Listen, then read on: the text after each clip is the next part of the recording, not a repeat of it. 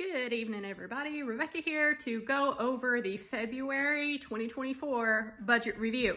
So this month has been an excellent income month for me, but also a very high expenses month. So yeah, as far as aggressively paying off my car, I set a goal this month to have the balance at the end of the month, after I got through making all of my payments, under $6,000. So let's hop into the budget and see if I managed to do that or not. If you're new to the channel, welcome. I am on YouTube showing my journey to reach financial independence and retire early. So the biggest part of reaching that goal for me is keeping track of my income and expenses and try to save and invest as much as possible. So let's hop into the budget and see how February went for me. February budget, starting at the top with all of the income for the month. So like I said, it was an excellent month for income for me. This was a 3 paycheck month for me, with my last paycheck coming in on the very last day of February, which is why this video is coming out in March. But I had several other sources of income as well. My usual little bit of carryover from the previous month, got the 3 paychecks in, got the refund from the United States Postal Service that I talked about last month. That came in $30. I have been selling a ton of stuff around the house too lately. Honestly, over the last few months, if I was a better YouTuber, I would make it into like a going minimalist series or something and just show you guys everything that I've been getting rid of throughout the house, but I haven't done that. But yeah, this month I sold a lot of things around the house and brought in an extra $450. I sold a mini fridge that I had that I was not using, some craft supplies I had that I was not going to ever use, if I was being honest with myself. I had an old puppy gate I no longer needed, a ton of flower pots and gardening supplies. I'm just not going to do it this year, you guys, or really going forward. If you're new to the channel, I work third shift, and yeah, that makes honestly everything that much more difficult when it comes to life outside of work. But if I'm being honest with myself, I have so many things around the house here that once I get to the point of reaching financial independence and retiring early, again, if you're new, my husband is Swedish and our plan is to retire in Sweden. Looking at it through that lens, there are a lot of things around the house here that I need to get rid of, because I'm just not going to move all of this stuff over to Sweden. And this whole retiring in Sweden plan was something that we really came to the conclusion that we were going to do in the past year that we've been married. So yeah, there's a lot of things around the house that I just do not need to keep if the long-term goal is me moving to Sweden. I identify a lot with being a minimalist, but even still, there's just a ton of stuff around the house that I could get rid of. So yeah, I sold a lot of things this month, which is why I had these notes out to the side here so I could remember to tell you guys everything that I sold. I also cashed out my credit card rewards, some cash back from my Apple Card. I did a cash out from Ibotta and Upside. These are apps that get me rebates on purchases that I make anyway. I do have referral links for them down in the description box below if y'all are not using these. I love them. I think they're worth the time. Some of these rebate apps, I really don't think you get much, but these two and Fetch Rewards, I feel like, are worth the time. So, and lastly here, I had a YouTube paycheck this month. So I have typically been getting a YouTube payout about every other month. You have to have a $100 threshold before YouTube will pay you. So I did get that in February. So grand total here, I thought I would bring in about $7,200, and I ended up bringing in just over $8,000. Great month for income. one would think I would have been able to meet my goal on my car. Foreshadowing there. Anyway, let's hop down into the bills and spending here. Starting with my mortgage, $840. That was right on target. Utilities were a little bit higher this month. It's been cold, it is what it is. I budgeted $150, came in at $160.97, no big deal there. Internet was right on target at $65.25. Gas and car wash, I had been budgeting $125 for this every month and consistently coming in under $100. So I decided to really drop it down to $80, but apparently that was a little too much. So going forward, I will budget $100 every month for gas and car wash. One good thing about working the third shift life is that I really don't do much when I'm not at work, because even when I'm off, I am filming this, for example, at midnight. So yeah, there's not a whole lot to do, so I don't really get out and drive a whole lot and spend a lot of gas money. Food and household, I did well this month on it. Budgeted $600, came in at $560.91. This month was the month that my car taxes and inspection and all of that was due to renew my registration, so I had to spend $23.60 on the inspection. And car taxes paid up was $271.51. And Rollo Vet, this is for all of his annual stuff. He is an almost 6-year-old Irish Wolfhound, and I know one of you had asked for more footage of him. So at the end of this video, I will put just a little snippet of him playing with my cat and being his usual derpy self. But he is a big dog. He's 150 pounds.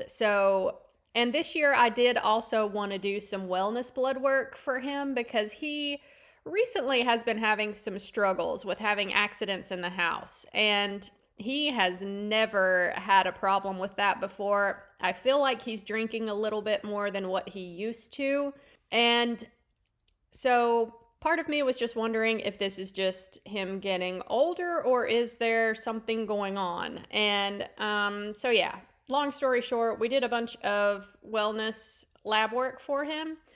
And I think that he is in the very early stages of some renal failure going on. So he's just getting older, and him needing to drink more and needing to go out more is just something that I am having to adjust to myself, because me working third shift like I do, I have to now get up in the middle of the day to let him out once. Whereas before, when I got home from work in the morning, he was okay just hanging out in the house while I slept all day in preparation for working again in the evening. Now he's needing to go out in the middle of the day, and yeah, it's a little bit harder on me to have your sleep interrupted consistently every day like that, but it is what it is. You just do what you got to do for your pets. But yeah, between the vet visit, boostering the vaccines that he needed, the wellness lab work, and purchasing another year's supply of heartworm prevention for him,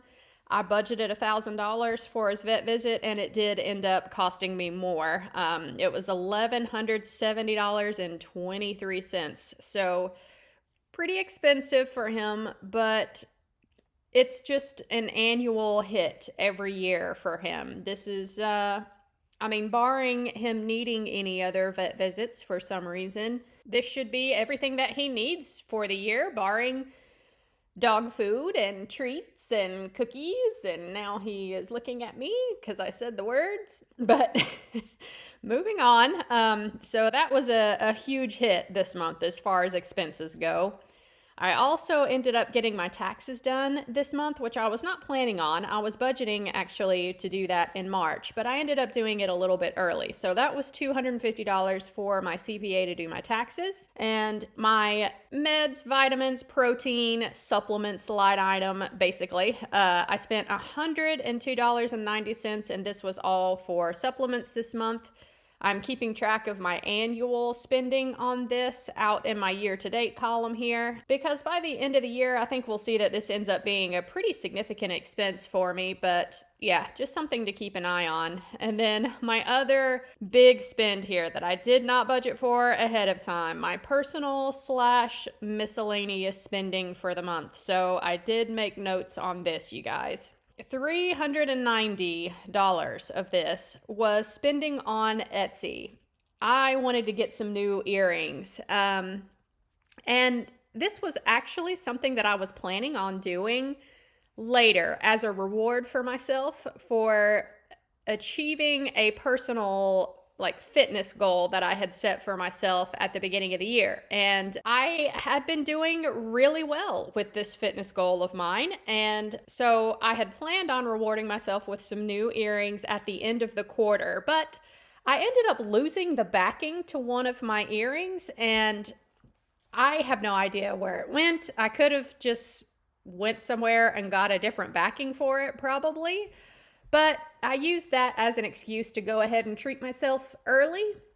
So I ordered the earrings that I want, which means that I really do have to meet my fitness goal for the entire quarter now. And so far, so good. But yeah, I spent $390 on earrings from Etsy, but I wanted to buy good, real gold earrings. So yeah, I spent that money a little earlier than I had planned. And then I had some other expenses pop up for February. My vacuum cleaner broke randomly, but I was happy that I went on Amazon and I found a certified refurbished one on Amazon for $75, $80. So that was a win. I have a new vacuum now. And then other random expenses, the clipper blades that I have to trim up Rollo were getting super dull, and I just needed some new ones. So that was $30, I think. And then I have a little Dremel and I needed some new bits for it.